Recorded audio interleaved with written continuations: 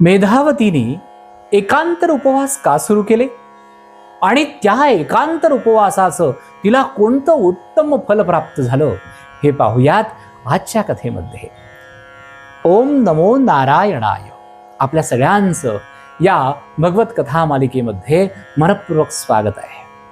अमरकंटकाजवळ नर्मदा नदी उत्तम प्रकारे प्रवाहित होत होती आणि ही नर्मदा नदी साक्षात महादेवांच्या कृपेने वाहते.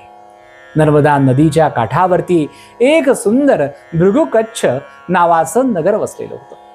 त्या नगरामध्ये एक सोमशर्मा नावाचा ब्राह्मण राहत होता.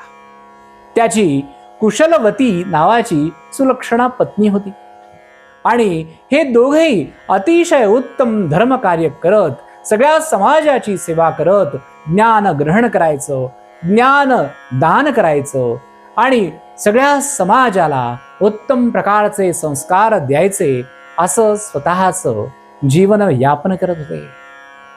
काही दिवसानंतर महादेवांच्या कृपेने त्यांना एक उत्तम कन्यारत्न प्राप्त झालं. तिचं नाव त्यांनी अतिशय आनंदाने मेधावती असं ठेवलं. चंद्राच्या कलेप्रमाणे मेधावती हळूहळू वाढू लागली. तिच्यावर खूप उत्तम प्रकारचे संस्कार या मातापित्यांनी केले.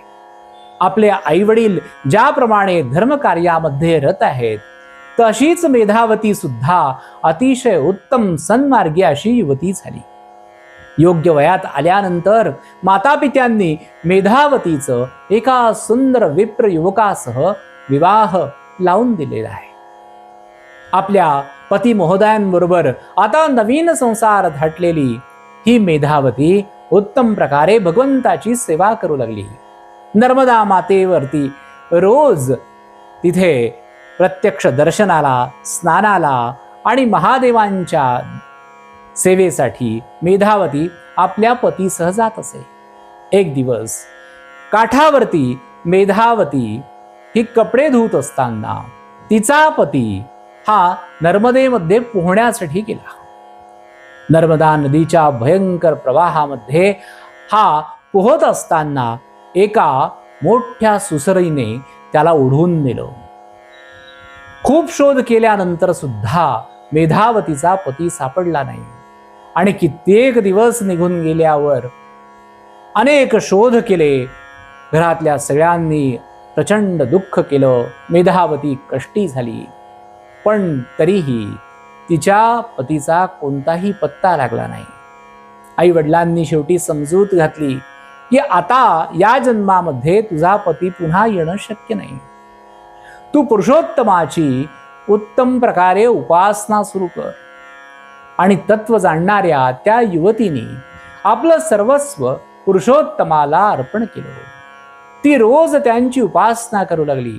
जप करायचा, ध्यान करायचं, वेगवेगळी व्रतवैकल्य करायची आणि भगवंताला प्रसन्न करण्यासाठी वेगवेगळ्या प्रकारे त्यांचं पूजन करायचं. गावातल्या छोट्या बालकांना वेगवेगळ्या प्रकारची विद्या प्रदान करायची. अशी सगळ्या प्रकारची समाजाची, राष्ट्राची आणि भगवंताची सेवा करण्यामध्ये मेधावती रत झाली होती. आणि अशातच पुरुषोत्तम मास आला. पुरुषोत्तम मास आल्यानंतर तिने आपल्या पित्याजवळ जाऊन अत्यंत प्रेमाने विचारणा केली की हे पिताश्री, या पुरुषोत्तम मासामध्ये मला काही विशेष व्रत सांगा. तेव्हा तिच्या वडिलांनी सांगितलं, बाळा, तुझं शरीर जर सक्षम आहे तर तू एकांतर उपवास कर. तिने विचारलं, बाबा, एकांतर उपवास म्हणजे उपवास कसे करायचे? तेव्हा पिताश्रींनी आनंदाने सांगितलं की 1 दिवस अन्न भक्षण करायचं आणि 1 दिवस उपवास करायचा. म्हणजे 1 दिवसाआड उपवास करायचा आणि ज्या दिवशी अन्न घेणार त्या दिवशी एकच हविष अन्न ग्रहण करायचं, तेही एकच वेळ ग्रहण करायचं. आपला अधिकाधिक काळ पुरुषोत्तमाच्या उपासनेमध्ये घालवायचा. आणि मेधावतीने असे खडतर उपवास सुरू केले. तिने संपूर्ण महिनाभर हा एकांतर उपवास केला आणि सातत्याने येणाऱ्या प्रत्येक पुरुषोत्तम मासामध्ये ती स्वतःची काया झिजवत राहिली. अनेक वर्ष गेल्यानंतर जेव्हा तिचा देह थकला तेव्हा तिने त्याच नर्मदा मैयामध्ये स्वतःचा देह हा साधना करता करता विसर्जित केला. पार्वती मातेने तिच्यावरती कृपा केली आणि पुरुषोत्तमांच्या आशीर्वादाने तिला कैलास प्राप्त झाला. कैलासामध्ये पार्वती मातेने तिला आपल्या जवळची आत्यंतिक ही आपली सखी बनवून घेतलं आणि तिला एका देवीचं रूप प्रदान केलं. तिला पुढचा जन्म एका देवीचा प्राप्त झाला. एकांतर उपवासाचं इतकं महत्पुण्य आहे, तेव्हा ज्यांचं शरीर सक्षम आहे त्यांनी हा एकांतर उपवास सहज करावा आणि नुसता उपोषणाचा उपवास नाही तर या समाजाप्रती ज्ञान प्रदान करण्याचा उपवास करावा.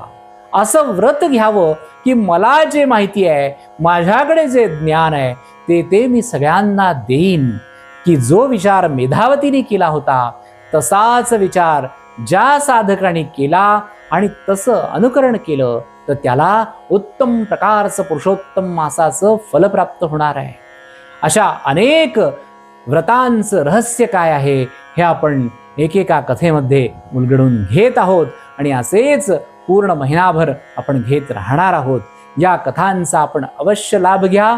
श्रीराम संस्कृत यूट्यूब चॅनलला आपण सबस्क्राईब करावं आणि रोजच्या रोज या कथांचा आनंद आपल्या सगळ्या आप्तस्वकीय मित्रांसह घ्यावा. आपले शतशः धन्यवाद. जय श्रीराम.